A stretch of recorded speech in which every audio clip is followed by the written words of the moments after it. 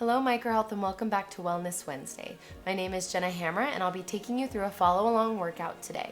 So we are only going to go through the exercises once, but please feel free to do them another time or even 2 more times after we are complete. It should only take you about 10 minutes total.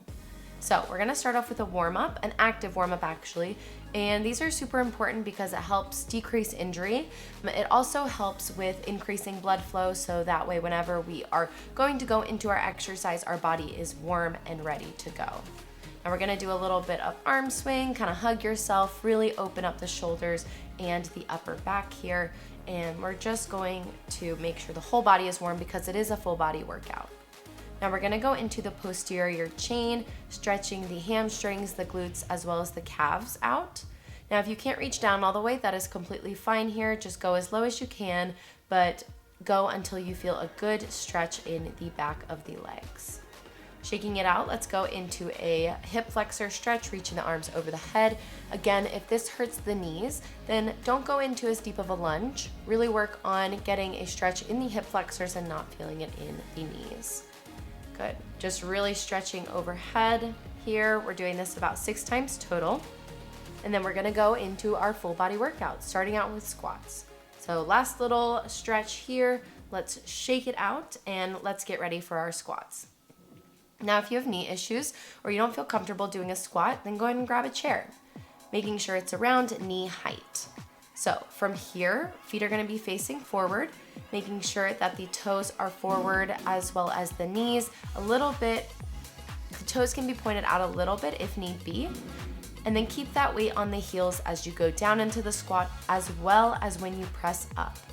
Now, if the chair is too easy for you, please feel free to just do a air squat here. You can grab some weights if that's too easy for you.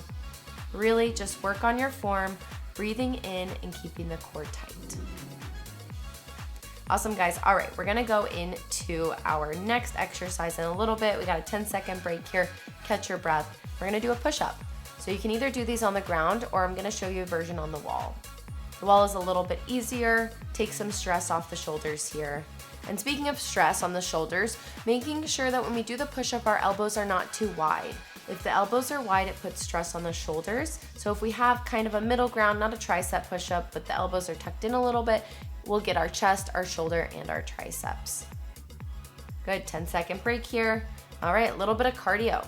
We're gonna go into our jumping jacks. Now a low impact version is the full screen that you see. And then if you wanna take it up a notch, get the heart rate going a little bit more, you don't have too much joint pain, then follow the jumping jack on the top left corner of the screen. You guys are doing great. Okay, 10-second break here.